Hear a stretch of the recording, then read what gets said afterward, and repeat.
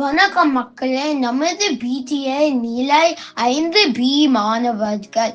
திருக்குறள் நமது அன்றாட வாழ்வில் எப்படி தொடர்பு உடையதாக உள்ளது என்பதை விளக்கும் வகையில் திருக்குறள் கதைகள் நமக்கு நடித்து காட்ட போகிறார்கள். பார்ப்போமா?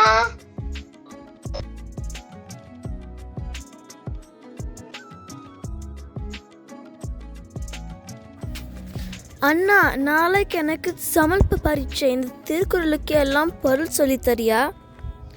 நாளைக்கு பரீட்சை வச்சுக்கிட்டு இன்னைக்கு குரல் கேட்குறியா? இதை முன்னாடி படிக்கிறது இல்லையா? முன்னாடி படிக்கிறத பற்றி நீ சொல்கிறியா? பரீட்சை இருக்கிறது மறக்கிற ஆள் நீ. அதுவும் தமிழ் சுத்தம். ஆனாவுக்கும் ஏனாவுக்கும் வித்தியாசம் தெரியாது. அம்மா எழுத சொன்னால் எம்மான்னு எழுதுவேன். நீ என்னையா சொல்கிற? சரி, லேட்டாக படித்தாலும் உனக்கு கண்டிப்பாக பொருள் சொல்லித்தருவேன். இப்போது முதல் திருக்குறள் என்னது? பிறருக்கு இன்ன முற்பகல் செய்யின் தமக்கு இன்ன பிற்பகல் தாமே வரும். சூப்பர். இந்த பொருள் அடுத்தவருக்கு தீமையை காலையில் செய்தால் அது நமக்கு மாலையில் தேனா வரும். இப்போ இது உனக்கு எப்படி சொல்லி தர்றது? நம்ம வீட்டிலே ஆரம்பிக்கலாம். அப்பா சின்ன வயசில் அப்பத்தா வீட்டில் இருக்கிறப்போ எப்போவாது சாப்பிட்ட தட்டை கழுவிக்காங்களா? இல்லை. எப்போவாது துணியை போட்டுக்காங்களா? இல்லை. பேங்க்குக்கு போகிறது, கடைக்கு போகிறது எப்போவாது ஹெல்ப் பண்ணிக்காங்களா? இல்லை. கரெக்ட். இப்போது நம்ம வீட்டில் வேக்யூம் பண்ணுறது யார்? அப்பா. வாஷரும் ட்ரையரும் போடுறது யார்? அப்பா. டிஷ்வாஷரில் போடுறது யார்? அப்பா. டிரைவர் வேலை பண்ணுறது யார்? அப்பா. இப்போ இந்த திருக்குறளோட அர்த்தம் புரிஞ்சிச்சா?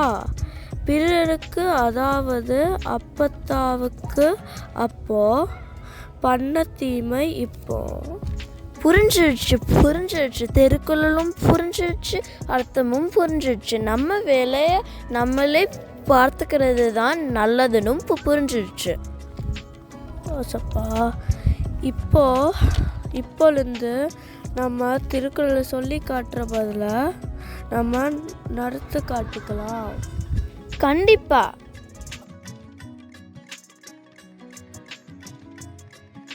செய்க பொருளை செறினார் செதுக்கருக்கும் எகத்தனீர் கூறியதில்.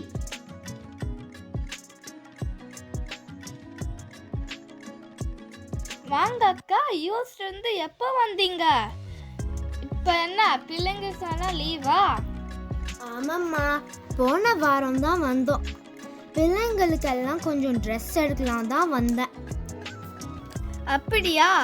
இது ஃபுல்லா கிட்ஸ் செக்ஷன் தான் பாருங்க. அம்மாடி, ஃப்ராக்ஸ் விலை என்ன இப்படி இருக்கு? என்னக்கா, யூஎஸ்ல இருந்து வந்திருக்கீங்க, இந்த விலைக்கு இப்படி சொன்னா எப்படி? சரி, டிசைனர் க்ளோத்ஸ் இருந்தா காமி. இது விலையும் அதிகமாக தான் இருக்கு. என்னக்கா, யூஎஸ்ல இருந்து வந்திருக்கீங்க, இந்த விலைக்கு இப்படி சொன்னா எப்படி? கிட்ஸ் ட்ரெஸ் எல்லாம் வேண்டாம், எனக்கு சுடிதார் இருந்தா காமி.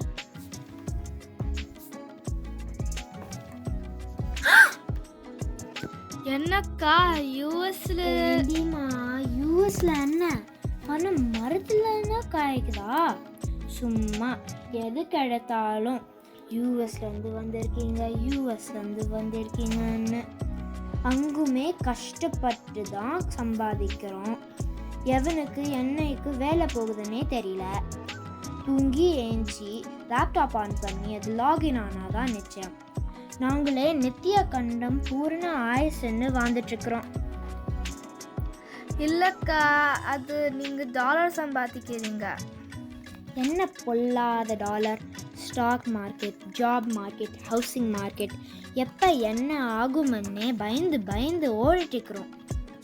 அதாவது நீங்கள் வாங்கின பொருளோட விலையெல்லாம் குறையக்கூடாது. நீங்கள் வாங்க வேண்டிய பொருளெல்லாம் சீப்பாக கிடைக்கணும். இவ்வளவு கஷ்டப்படுறதுக்கு பேசாமல் இங்கே வந்துடலாமே. அதாவது துபாயில் போய் ஒட்டகம் மேய்க்கிறதுக்கு பதிலாக உள்ளூரில் எருமை மாடு மேய்க்கலாமான்னு கேட்குறேன். அப்படி இப்படி 4 காசு சம்பாதிக்க மாட்டுமான்னு நப்பாசை தான். அப்பா அம்மா நம்மளை கஷ்டப்பட்டு நம்பி படிக்க வச்சப்போ நம்ம சொந்தக்காரங்க 4 பேர் சொல்லி இருப்பானுல்ல, எதுக்குங்க இவனுக்கு போய் இவ்வளவு செலவு பண்ணுறீங்க, எங்கே உருப்படுவான், அவங்க முன்னாடியாவது 4 காசு சம்பாதிச்சு வாழ்ந்து காட்டணும் இல்லை? அளவுக்கு அதிகமாக பணம் தேவையில்லை தான். ஆனால் நம்மளை 4 பேர் மதிக்கணும்னா முக்கியமாக தேவை 1 படிப்பு, அடுத்தது பணம். அது என்னவோ நீங்கள் சொல்கிறது சரிதான் அக்கா. அப்படியே எனக்கும் அங்கே ஏதாவது வேலை கிடைக்குமான்னு பார்த்து சொல்கிறீங்களா? கண்டிப்பாக. பொய்மையும் வாய்மை இதைத்த புதை தீர்ந்த நன்மை பயக்கும் ஏனி.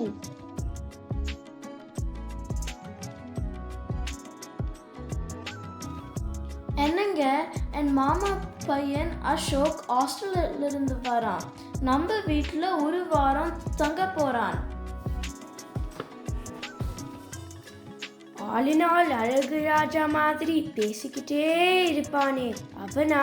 பேரப்பாரு, Austin Ashok, Washington வெற்றிவேலுன்னு. சை! ஓ, அசோக் வரானா? அவனை பார்த்து ரொம்ப வருஷமாச்சு. இப்போவாவது அவனுக்கு நம்மளை பார்க்கணும்னு தோணி இருக்கே. பாவங்க, ரொம்ப வேலையா, ஏதோ ஆஃபீஸ் வேலையாக தான் இங்கே வரான் போல. அதில் அப்படியே நம்மளை பார்த்துட்டு போகிறானா? அதானே பார்த்தேன். அவனா சொந்தமாக காசு போட்டு டிக்கெட் எடுத்து நம்மளை பார்க்க வரான். தங்கத்துக்கு ஆஃபீஸில் காசு வாங்கி இருப்பான். நம்ம வீட்டில் ஃப்ரீயாக தங்கிட்டு போயிடுவான். இவ்வளவு பிஸி ஸ்கெட்யூலையும் நம்மளை பார்க்கணும்னு தோணி இருக்கே, நல்ல விஷயம்தான். பேச்சுலர் பையன் பாவம் என்ன சமையல் பண்ணி என்ன சாப்பிட்டுக்கிட்டு இருக்கானோ. இந்த வீக்கெண்டு போய் வெஜிடபிள், சிக்கன் எல்லாம் வாங்கிட்டு வந்துடுங்க. உன் சமையல் சாப்பிட்ட அப்புறம் இதுக்கு பேச்சுலர் சமையல் எவ்வளவோ பரவாயில்லைன்னு நினைச்சுக்குவான். கண்டிப்பா எல்லாத்தையும் வாங்கிட்டு வந்துடுறேன். அப்புறம் வரும்போது ஒரு மேக் புக் வாங்கணும்னு சொன்னான். நான் தான் சொன்னேன், உங்கள் ஐத்தாக்கிட்ட ஒரு மேக் புக் சும்மா தான் இருக்கு, அது வேணா எடுத்துக்கோன்னு சொன்னேன்.